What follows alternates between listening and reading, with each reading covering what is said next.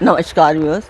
और आप सब लोग कैसे हैं? आशा करती हूँ आप सब लोग अच्छे होंगे, स्वस्थ होंगे और मेरा शिव पुराण का पाठ अवश्य देखते होंगे। तो आइए सबसे पहले हम जान लेते हैं कि कल तक हमने कहाँ तक जाना था। तो कल तक था कि शूद्रों, पतितों और वर्ण संकरों के लिए श्रद्धव शोधन यानी कि शिव संस्कार का विधान नहीं है। वे भी यदि परम कारण शिव में स्वाभाविक अनुराग रखते हों तो शिव का चरणोदक लेकर अपने पापों की शुद्धि कर लें। तो कल यहाँ तक था। अभी हम इसके आगे चलेंगे। तो ये बता दूं कि ये पाठ एक शुभ कार्य है, मंदिर के लिए कर रहे हैं और इसमें मैं आप सब लोगों का सहयोग चाहती हूँ कि आप सब लोग सहयोग कीजिए, सब्सक्राइब कीजिए, लाइक कीजिए और शेयर कीजिए और अपने परिवार और मित्रगणों से भी सब्सक्राइब और शेयर करने के लिए अवश्य कहें। तो और उन्हें बताएं कि ये एक शुभ कार्य है, इसमें आप लोग अपना जो सहयोग है अवश्य दें कि सब्सक्राइब और शेयर अवश्य करें। तो जिस मंदिर का मैं वर्णन कर रही हूँ उस मंदिर की मैं वीडियो डाल रही हूँ, आप लोग देखें और मुझे बताएं कि आपको मेरा पाठ कैसा लग रहा है, शिव पुराण कैसी लग रही है।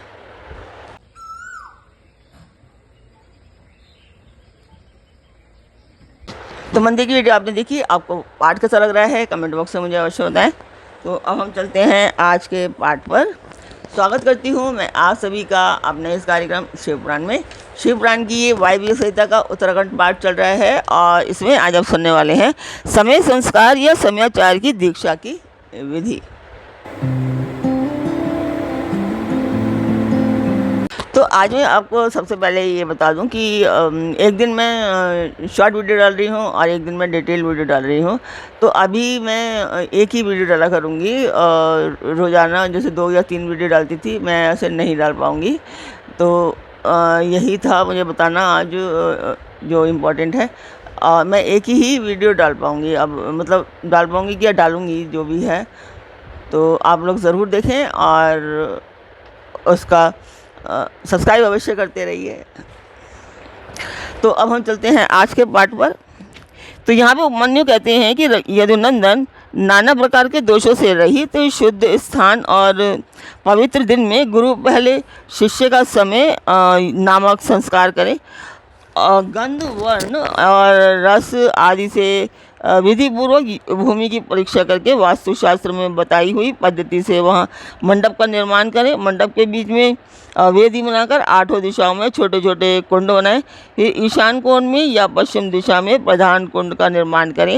एक ही प्रधान कुंड बनाकर चंदोवा, ध्वज तथा अनेक प्रकार की बहुसंख्यक मालाओं से उसको सजाएं। तत्पश्चात वेदी के मध्य भाग में शुभ लक्षणों से युक्त मंडल बनाएं। लाल रंग के सुवर्ण आदि के चूर्ण से वह मंडल बनाना चाहिए। मंडल ऐसा हो कि उसमें ईश्वर का आवाहन किया जा सके। निर्धन मनुष्य सिंदूर तथा अघैनी या तिन्नी के चावल के चूर्ण से मंडल बनाए। उस मंडप में 1 या 2 हाथ का श्वेत या लाल कमल बनाए। 1 हाथ के कमल की कर्णिका 8 अंगुल की होनी चाहिए। उसके केसर 4 अंगुल में हो और शेष भाग में अष्टदल आदि की कल्पना करें। 2 हाथ के कमल की कर्णिका आदि 1 हाथ वाले दुगनी होनी चाहिए। उक्त वेदी या मंडप के ईशान कोण में पुनः एक वेदी पर 1 हाथ या आधे हाथ का मंडल बनाएं और उसे शोभाजनक सामग्रियों से सुशोभित करें। तत्पश्चात धान, चावल, सरसों, तिल, फूल और कुशा से उस मंडल को आच्छादित करके उसके ऊपर शुभ लक्षण से युक्त शिव कलश की स्थापना करें। वह कलश सोना, चांदी, तांबा अथवा मिट्टी का होना चाहिए। उस पर गंध, पुष्प, अक्षत, कुश और दूर्वा को रखे जाए।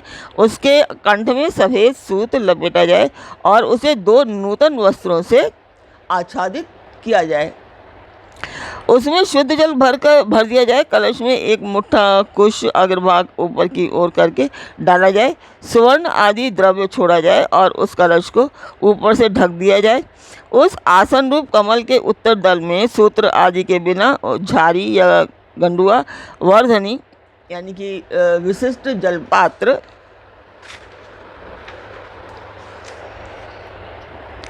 शंख, चक्र और कमलदल आदि सब सामग्री संग्रह करके रखें। उक्त आसन मंडल के अग्रभाग में चंदन मिश्रित जल से भरी हुई वर्धनी अस्त्र राज के लिए रखें। फिर मंडल के पूर्व भाग में पूर्वत मंत्र युक्त कलश की स्थापना करके शिव की विधि पूर्वक महापूजा आरंभ करें। समुद्र या नदी के किनारे, गौशाला में, पर्वत के शिखर पर, देवालय में अथवा घर में या किसी भी मनोहर स्थान में मंडप आदि रचना के बिना पूर्वोक्त सब कार्य करें। फिर पूर्वत मंडल और अग्नि की वेदी बनाकर गुरु प्रसन्न मुख से पूजा भवन में प्रवेश करें।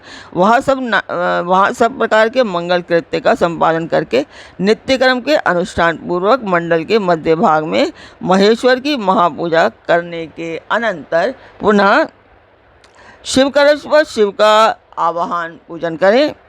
पश्चिमा विमुख यज्ञ रक्षक ईश्वर का ध्यान करके अस्त्र राज की वर्धनी में दक्षिण की ओर ईश्वर के अस्त्र की पूजा करें। फिर मंत्र युक्त कलश में मंत्र तथा मुद्रा आदि का न्यास करके मंत्र विशारद गुरु मंत्र का त्याग करें, मंत्र याग करें। इसके बाद देशिक शिरोमणि गुरु प्रधान कुंड में शिवाग्नि की स्थापना करके उसमें होम करें। साथ ही दूसरे ब्राह्मण भी चारों ओर से उसमें आहुति डालें। आचार्य से आधे या चौथाई होम का उनके लिए विधान है। आचार्य शिरोमणि को प्रधान कुंड में ही हवन करना चाहिए। दूसरे लोगों को स्वाध्याय, स्तोत्र एवं मंगल पाठ करना चाहिए। अन्य शिव भक्त भी वहाँ विधिवत जप करें। नृत्य, गीत, वाद्य एवं अन्य मंगल कृत्य भी होने चाहिए।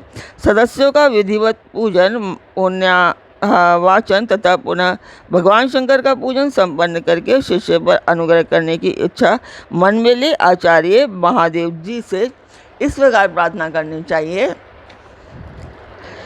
प्रसीद देव देवेश देह माविष्य मामकम विमोच येनम विश्वेश घृणया च घृणा निधि।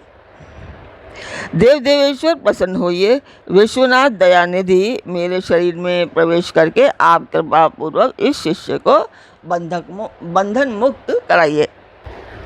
तदनंतर मैं ऐसा ही करूँगा। इस प्रकार इष्ट देव की अनुमति पाकर गुरु उस शिष्य को जिसने उपवास किया है या हविष्य भोजन किया हो अपने निकट बुलाएं। वह शिष्य एक समय भोजन करने वाला और विरक्त हो, स्नान करके प्रातःकाल का कृत्य पूरा कर चुका हो, मंगल कृत्य का संपादन करके प्रणव का जप और महादेव जी का ध्यान कर रहा हो, उसे पश्चिम या दक्षिण द्वार के सामने मंडल के कुश के आसन पर उत्तर की ओर मुख करके बिठाएं और गुरु स्वयं पूर्व की ओर मुख करके खड़ा रहे। शिष्य ऊपर की ओर मुंह करके हाथ जोड़ ले।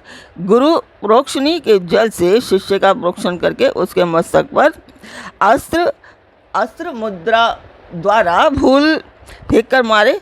फिर अभिमंत्रित नूतन वस्त्र आधे दुपट्टे से उसकी आंख बांध दे। इसके बाद शिष्य को दरवाजे से मंडल के भीतर प्रवेश कराएं। शिष्य भी गुरु से प्रेरित हो शंकर जी की 3 बार प्रदक्षिणा करें। इसके बाद प्रभु को सुवर्ण मिश्रित पुष्पांजलि चढ़ाकर पूर्व या उत्तर की ओर मुँह करके पृथ्वी पर दंड की भांति गिरकर साष्टांग प्रणाम करें। तदनंतर मूल मंत्र से गुरु शिष्य का प्रोक्षण करके पूर्वत अस्त्र मंत्र के द्वारा उसके मस्तक पर फूल से ताड़न करने के पश्चात नेत्र बंधन खोल दें। शिष्य पुनः मंडल की ओर देखकर हाथ जोड़ प्रभु को प्रणाम करें। इसके बाद शिव स्वरूप आचार्य शिष्य को मंडल के दक्षिण अपने बाएं भाग में कुश के आसन पर बिठाएं और महादेव जी की आराधना करके उसके मस्तक पर शिव का वरद हाथ रखें कि मैं शिव हूँ। इस अभिमान से युक्त गुरु शिष्य के तेज से संपन्न अपने हाथ को शिष्य के मस्तक पर रखें और शिव मंत्र का उच्चारण करें। तो ये था आज का पाठ। आप आशा करती हूँ आपको पाठ अच्छा लगा होगा। तो कल तक के लिए फिर आज्ञा दीजिए। ओम नमः शिवाय। जय माता की।